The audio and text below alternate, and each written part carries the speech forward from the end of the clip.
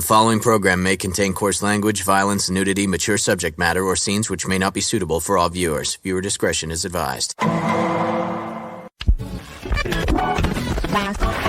All Hit Radio.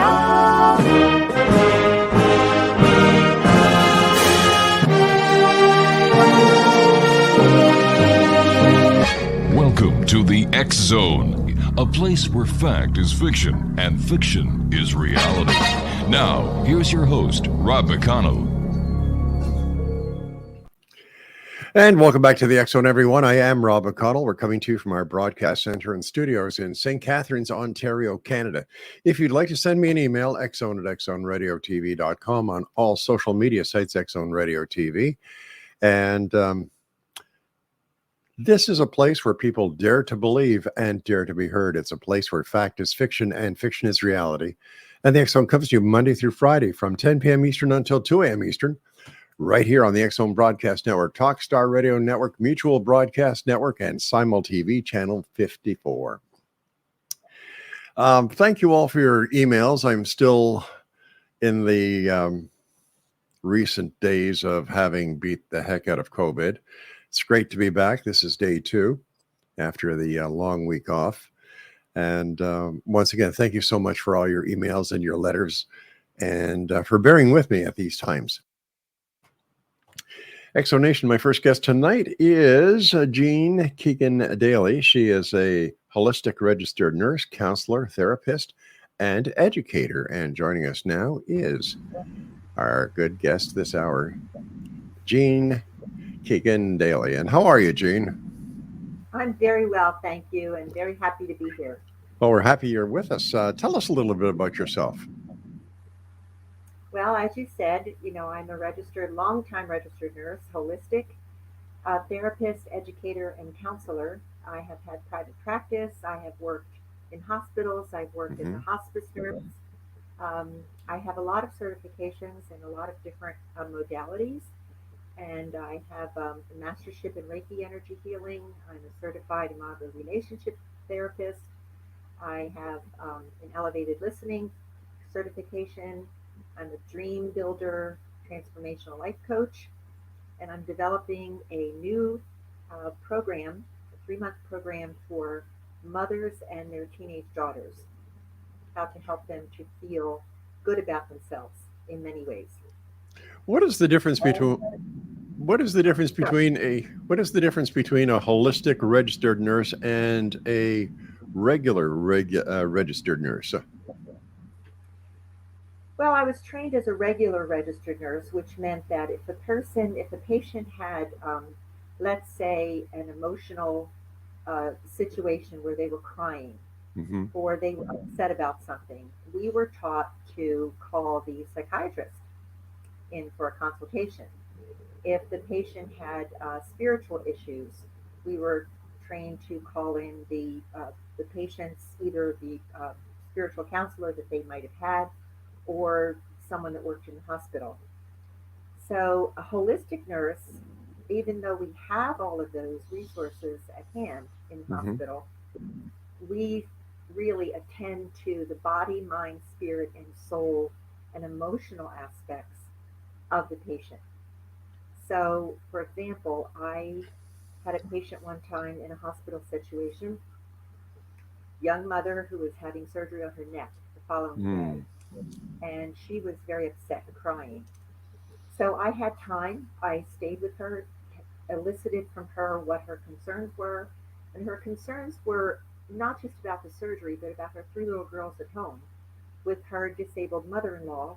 Her husband was overseas, and she was just really scared that she would not be able to take care of her daughters when she got out of the hospital. So I helped her to practice relaxation breathing. I did a little meditation with her. I gave her some soothing words to say, and she was so much calmer. Really? That was part of the job as a holistic nurse, but I got in a little bit of trouble for that because that wasn't acceptable yet. And I was told that I should have called a psychiatrist. In my view, she didn't need a psychiatrist. She needed somebody to listen to her and to help her to know that some positive statements from her and some resources that we talked about her having Hmm. besides her mother-in-law would help her.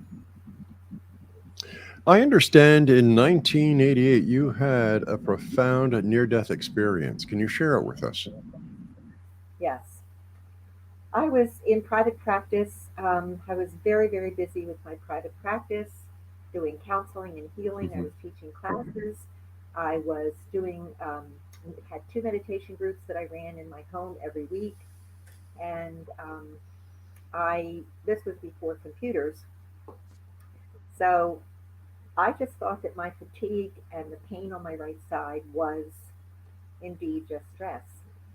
And I was kind of hard on myself because I thought that I should be able to know how to handle this stress since I was in the field business of it, of learning how to do that. But I got sicker and sicker. And next thing I knew, I was in the hospital, very, very ill. I was in the hospital for 16 days, which Wow. would be an infection of my liver, which they realized was caused by a blood transfusion that I had to have 2 years prior during surgery when I was a hospice nurse. And I just felt I was so sick. I felt like here I was supporting myself, helping my children through college, and I didn't know what was going to happen to me. I didn't know how I was going to have an income because they told me that it would take me a long time to be well enough to go back to work. So I just was feeling, I was looking out the window one day in my hospital bed. I was alone in the room. It was daytime. I was wide awake. And suddenly I was praying, I believe, or I was just feeling sorry for myself. Um, but I was lying there fully awake, and suddenly I started to feel very different. I started to feel like my body was um, getting lighter and lighter, Hmm. and the pain started to just start to fade. And I realized that I was rising up off the bed. I could see it. I could see myself down on the bed, but my consciousness and my mind was up above me in the bed. And I just started floating. And I was found myself in a hallway. It was like a hallway, a huge, like a ballroom. Hmm. And the ballroom was filled with light and filled with beings.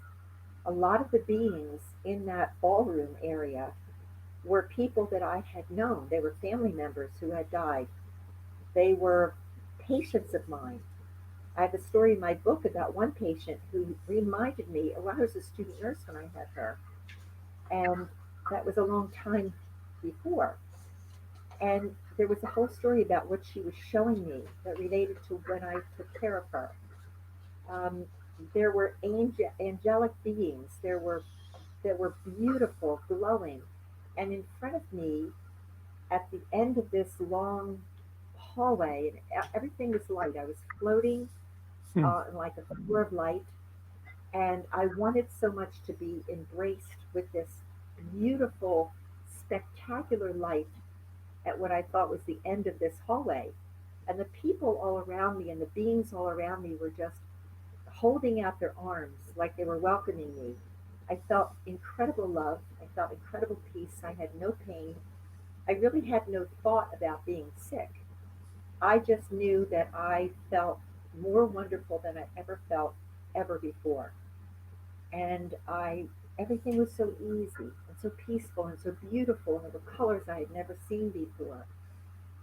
And just as I was getting to the light that was so incredibly brilliant, I can't even describe it. I still get, feel that in my heart and my emotions. I heard a voice, and the voice was very strong, very kind, very loving, but very firm. Not now, Jean. Go back. Sean needs you. And it was very confusing to me. I had a son named Sean. He was 19 years old. He was in college. He was doing well. I didn't understand that. Kind of scared me at first because I thought maybe that meant something was going to happen to him. Hmm. I was whisking back, totally in a speed that I just never felt before. And I saw myself coming down, down, down into the bed again. And when I got my spiritual body connected with my physical body in the bed, all the pain was back. I was so confused and so upset about this that I didn't even realize there was a nurse in the room saying to me, "Are you okay? Are you in pain? Do you need pain medication?" And I couldn't even answer her at the moment. And I certainly didn't feel like I could tell her what happened to me. I didn't feel like I could tell anyone. So that was 1988. I wrote my book, published it in 2017. And that's the first time I related my story. Since It is though I every time I tell the story, it's though I'm there all over again. So the end of that experience was I didn't understand what it meant, but the experience of the near death really changed my life in many, many ways for the better. All right, so And we'll so, talk about that when I come back from this break. Exonation, our guest this hour is Jean Keegan-Daly. She's the author of Reflections of a Seasoned Soul, and we'll be talking more to Jean on the other side of this break. Don't go away. Daly is my special guest this hour, Exonation. She is the author of a very interesting book entitled Reflections of a Seasoned Soul. You were telling us about your near-death experience and how you were just zooming back into your body. The nurse was there asking you if you were all right, if you needed anything for the pain. And I have to ask you, how did the entire near-death experience change your life? It must have been something that just blew you out of the water. it did. It did. I I didn't know what was going to happen to me after that. I knew I was very sick, Mm-hmm. and this near death experience made me feel like there was something waiting for me that was going to be very important for me to do. I just didn't know when or how or what it was. And all of that really unfolded. I became well. It did take me about 9 months before I could return to work. Mm-hmm. But in that time, things just seemed to work out for me. Um, I had friends that would come and visit me and help me with things that I was too weak to do on my own. I had my sons were coming up to see me when they were free from college to do that for periods of time. And of course, my parents, my siblings. I'm the oldest of six children, so I had a lot of support. And I started to do actually during that time, and I don't have this in my book because I actually just remembered it right now. I was doing some automatic writing. Hmm. And the automatic writing was something I had never done before. I didn't know much about it. But I was told through this automatic writing of a person to see who was a healer who I had not known before. I was given her name. I was given the neighbor that I hadn't known before who knew her. And I was given two products to take. They were minerals for my body. So as I recovered, there were things that were unfolding. People were just coming to me. All the clients that I had to leave for that almost year not only came back to me but brought their recommendations of friends. So I was really, really busy, but with a different perspective on that busyness. I knew that I had to take care of myself. I had to pay more attention to keeping myself nurtured, keeping myself supported, keeping Mm-hmm. myself, in a state of health and well-being in order for me to be the best for my clients and all of the things that I would do after that in the future, which have been many things. The surprise came 12 years later. The son named Sean, who was my younger son, was married first before my older son, who was 18 months older. His name is Dennis. And Sean got married, and a few years later, they had a child. The child was born 3 months premature. So this is my first grandchild. And the outcome that he was given was very poor. And I just immediately, when I went in to see him right after he was born with my son, he was in an incubator. He had tubes everywhere. He was just this little tiny peanut, and I just felt like this song was coming through me. So I started singing. And the song, I just kept singing it again and again. And I also did healing for him every single day, whether I was there at the nursery in the NICU or not. Mm-hmm. And they named him Sean. So I realized that that was the Sean that I was really coming back into my life for, to help him. And today he is 23 years old. He is absolutely wonderful, healthy, fit, handsome, intelligent, just and quite spiritual, as a matter of fact. So he's Wow. my oldest out of three. And in the meantime, I helped my son Sean as well with things, business careers that he was changing at the time, and so on. So to me, when and I remembered that message, that I believe was the voice of God, voice of Source. Not now, Gene, go back. Sean needs you. He is as healthy as can be today, and also, I feel as though that that experience was something that I needed to share with other people. So recently, I was invited to be as one of the speakers with two other nurses who also had near-death experience on a international near-death experiencers conference in Utah. I did not go out there, but we did the videos, and so I just recently got the videos to watch of our presentation, and we were the very first nurses they ever had a panel with to talk about near-death experiences. And so the purpose was to help other, medical people Mm-hmm. to seriously, take them seriously when they had this. So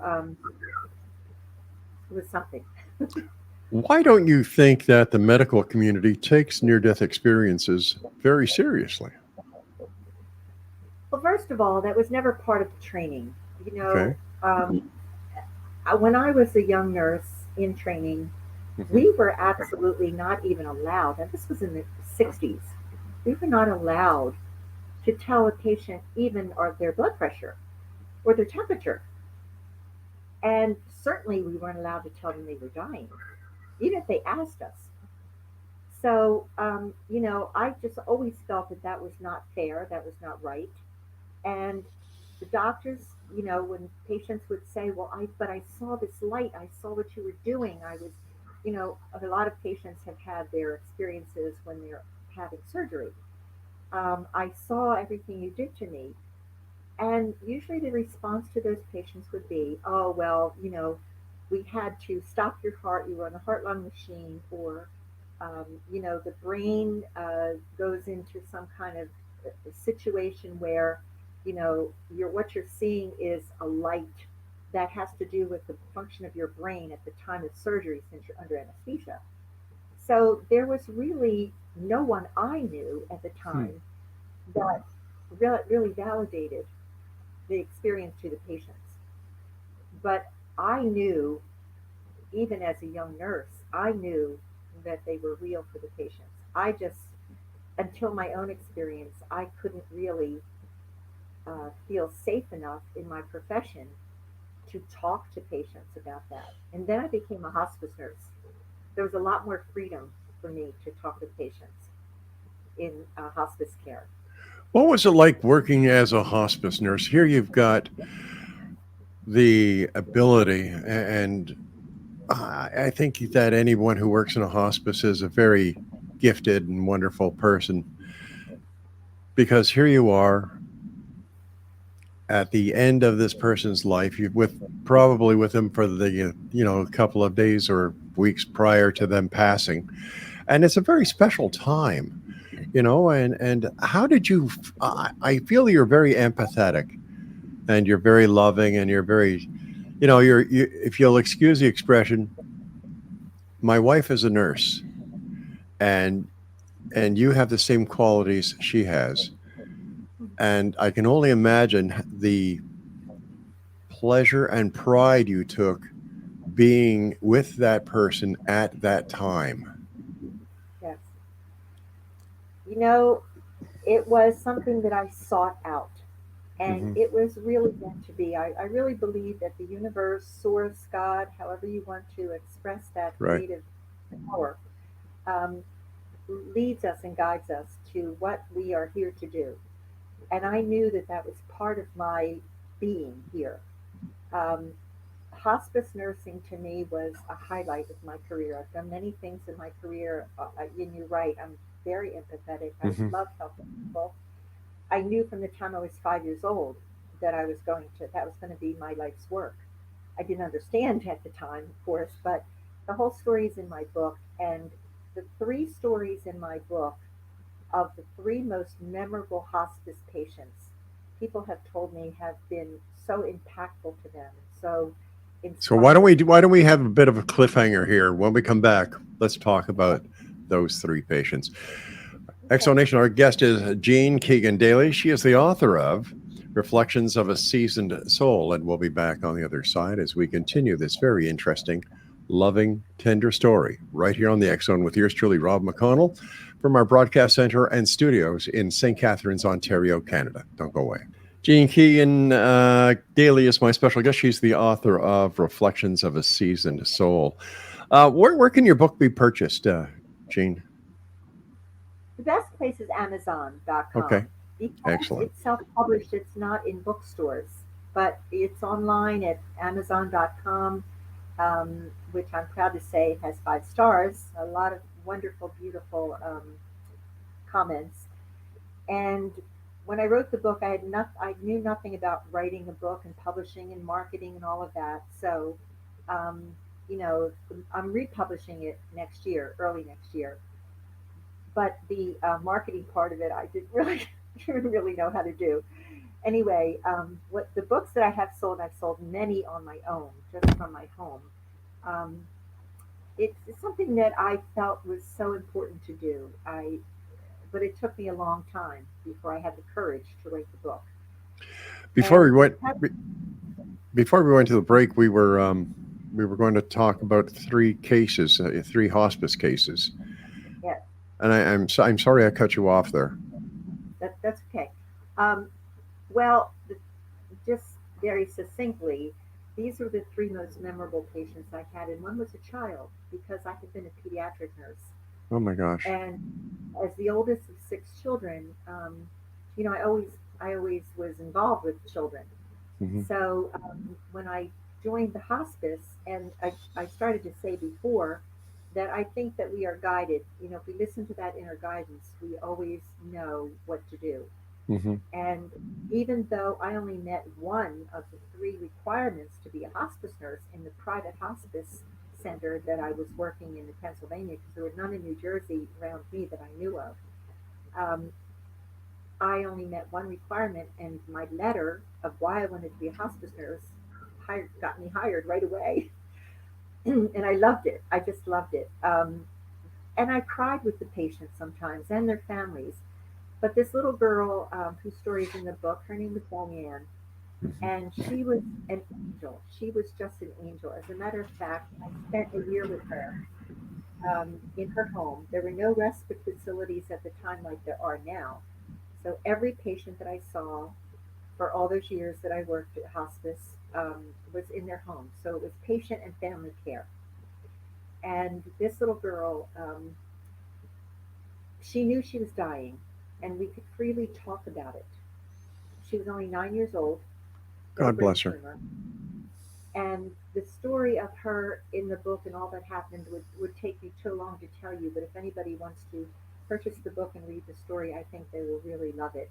Um, the, the end of the story of Diane was that she told me the doctors had given her very little time to live.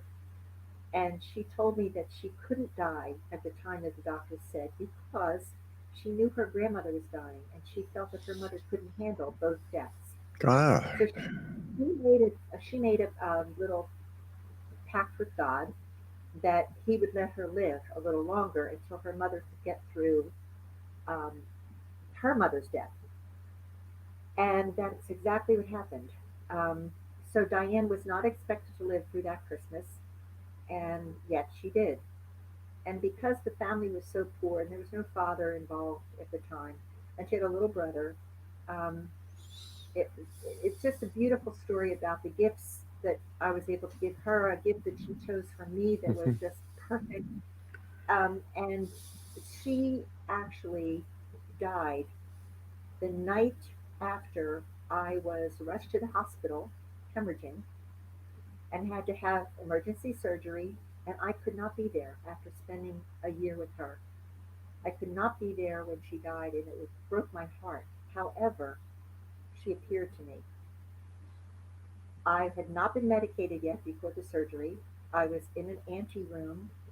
The nurse was going to come in with the medication before they took me into the OR, and I saw this light, and this light was coming closer and closer to me, and there was Diane. I see, I still get choked up about it. And she said to me, "Don't worry, Miss Jean." She used to call me Miss Jean. "Don't worry, Miss Jean. You're going to be fine." And I'm fine. And then I went in because they thought I had cancer, and I did not, as it turned out. And I didn't see her again, but I heard her when I was awake in the recovery room. And I could see the light. I couldn't see her face at that time. And she said to me, see, Miss Jean, I told you everything would be okay, and it is, and I love you." And I told her that I loved her too. Her story is beautiful. And the other two stories are similar.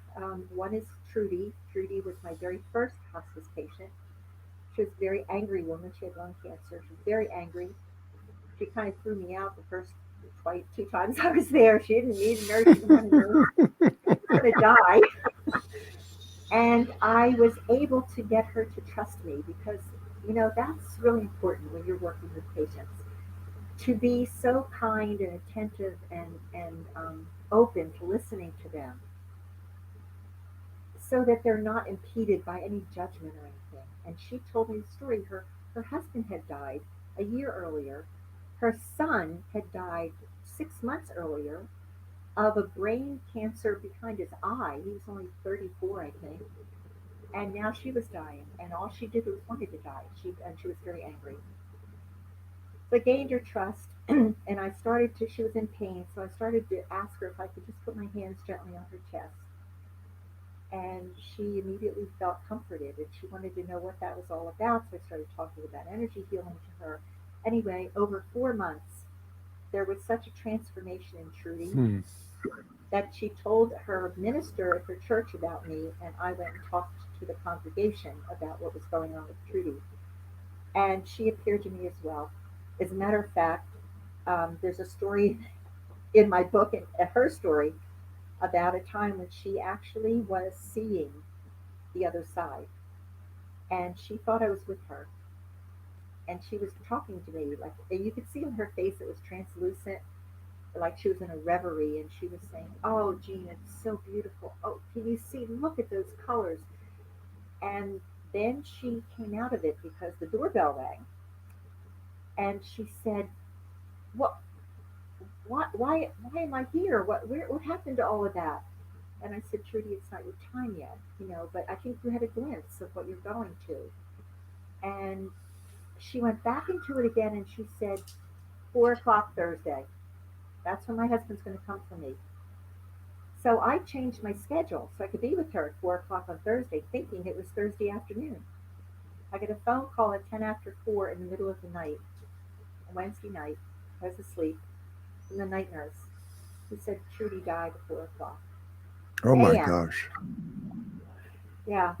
And I saw her. I couldn't go back to sleep when I saw her. She just was glowing, glowing, glowing. And the final story that I have in here is, do we have to go yet? No, we're going to stretch it. Okay. The final story is Henry, A Garden for Henry. That is an incredible story. Henry was a man also dying of cancer who was so angry wouldn't let his wife in the room, wouldn't let me in the room, very, very angry, and his transformation was just incredible. I was able eventually to gain his trust through offering him pain medication that hospice nurses really know how to um, put the medications together. And like I call the doctor and I'd say, Doctor, I think, if we try this combination, he'd say, okay, Gene, that sounds good. I had much more freedom to be a holistic nurse during hospice care. So, anyway, I got Henry to trust me, and I asked him I realized he didn't have purpose anymore, as he had been a Bethlehem steel worker in Pennsylvania, and they didn't have any children. His wife couldn't have children, and he had all these plans for when he retired, and now he was dying. So his dream, or I should say, his hobby, was always his garden. So I have all the details in his story of how I got neighbors and some other helpers from hospice to come and help him plant his garden. And he would hand me the seeds, and we planted his garden outside. He was able to get out of bed in a wheelchair and go out. I pushed him outside. It was springtime, and he lived until he had the first green beans and the tomatoes. His wife made a soup. He God died bless him. after that. That gives me chills. Gene, now I So have to he, take my break. Please stand by. Exonation, our guest this hour is Jean Keegan-Daly. She is the author of Reflections of a Seasoned Soul. It's available on Amazon. Thanks very much for joining us and sharing these stories. We'll be right back. Don't go away. And we're back. Wait a second. Craig, we've got the wrong guest up there. Can you bring our Jean back? Oh, there's Jean. Welcome back, Jean. Thank you. Okay. Those stories are quite touching. In your opinion, Jean, after the great work you've done, not only with children but with people in the hospice situations, and your own near-death experience, do we need to fear death? Absolutely not. I certainly don't. I think that, death is like a doorway. You're stepping into another plane of existence. So I have often, when I counsel people, I've often used the analogy of a fan. So if you look at a fan and you see all the blades, they're still. That's our physical reality. If you turn the fan on high, you know the blades are there, but you can't see them as nearly as well. They're spinning so fast. Right. That's what it's like, because we are all energy. Everything is energy, and the higher the vibration of energy, the more you are able to go through that veil that separates the physical plane, the density of physical matter, from the spiritual essence of energy that we really are. So it's important for people, in my view, to keep their level of vibration high, meaning that look for the joyful things in life, look for the ways you can help people, look for the ways that you can nurture yourself so that you can nurture others. Um, we live in a very chaotic world right now with a lot of division and a lot of hatred and a lot of awful things going on. And even though it's important to be aware of that, I feel that I don't get caught up in that energy. Um, I'm aware of it, and what I do is I send light, I send love, I send peace vibrationally to the places in the world that need it, to the people in the world that feel, that they have to hate, or they have to control, or they have to be greedy, or, you know, and I try very hard not to judge them, because I don't know, what their whole life story is. I'm not sure why they're here, but I do know that the place that we go, I mean, I've had a lot of visions throughout my life since that near-death experience. And I've had, angelic visitations. I've been saved from terrible things, accidents. There's stories in my book about that. So I know that that dimension of reality, that's a much higher vibration when we die, is waiting for us. It's just there. And to me, it doesn't matter whether, whatever religion you say you are, or that you have no religion, as long as you realize that there is a source, there is a creative source, and in the universe that just it's constantly expanding, and we need to expand with it. So what I saw and what I experienced, I am absolutely not afraid of death at all. I understand that you also do soul rescues. What are they? Well, actually did one before I ever went to the Monroe Institute in Virginia, and I didn't realize what it was.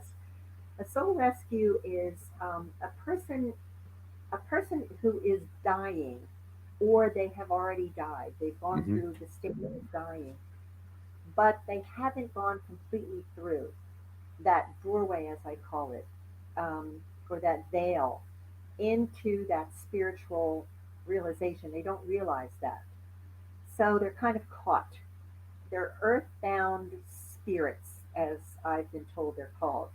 Um, so the first time it happened to me was, oh my goodness, probably back in the 70s. I was meditating in my room alone. My children were downstairs doing their homework, and I heard this call, like somebody. It sounded like a garbled voice, and what I saw in my mind was there was a woman who was drowning. She was underneath the water, and she was trapped because she was hooked on something and she couldn't get free. And I just saw myself kind of floating down and just releasing her. Now, Hmm. I don't know that that was a soul rescue, but it was a rescue of some kind. It was different when I got to the Monroe Institute in Virginia to study, you know, really more about this other dimension that we can perceive and that I believe we live in after we die on Earth. And there are three stories that I have in my book about this. They were so incredibly real. I could never have made these up. I didn't. It was a matter of going into a, a dimension of mind that I was shown people that had died and they didn't know it. They needed help to know that they died and to cross over into the light. I literally saw them. I got the three very different stories. One is a little boy, and one is a woman. She was a Vietnamese woman, and I saw myself literally with these people. And one was a baby, Hmm. and her family. The stories are too long to go into now, but they were three separate stories where I knew that I was seeing this, and I knew that they had died, but they didn't know that. They were still trapped. And I was able to lead them to this light, help them to feel safe, help them to know that they died, that they're okay, they're going to be okay. And there were these angelic beings that were waiting, that were taking them into this light. The same kind of light that I saw in my near-death experience. It was just like a bringing you in, and it was so loving. And they each had to finish something. They each had to finish one little thing. It was a realization of something. They're a little bit different in the stories of what they each had to do, but I felt like I was absolutely meant to rescue these souls and help them to cross over. Gene, the time is coming very shortly where you and I must say so long for tonight, but what are your final thoughts for the X Zone Nation? What would you like to share? I would like to share just the very end of my book, where I have that I feel In our lifetime, our truest responsibilities are to get out of our own way, to be still and listen to the voice of God within, to appreciate, to be grateful, and to give thanks, to deeply love and easily forgive, and to take the next step, be it on the solid ground of knowing or in a flight of faith. Let there be peace on earth, and let it begin with me. So pay attention to who you really are. You are a spiritual being having this human experience, and you're on your journey back. So do the good that you can do in this world. Love and just be in touch with that part of you. Gene, thank you so much for joining us. It's been a great pleasure talking to you. And Exo Nation, if you'd like to get a copy of Gene's book, it is entitled Reflections of a Seasoned Soul, and it's available on Amazon. Until next time we meet, Gene, thank you for all you do. Thank you. Thank Good you very night much. All right, Exo Nation. Wow, those stories were really touching. Once again, the name of the book is Reflections of a Seasoned Soul. My guest this hour was Gene Keegan-Daly. I'll be back on the other side of the break at 10 o'clock at 11 o'clock Eastern as we continue here in the X Zone with yours truly, Rob McConnell. Don't go away.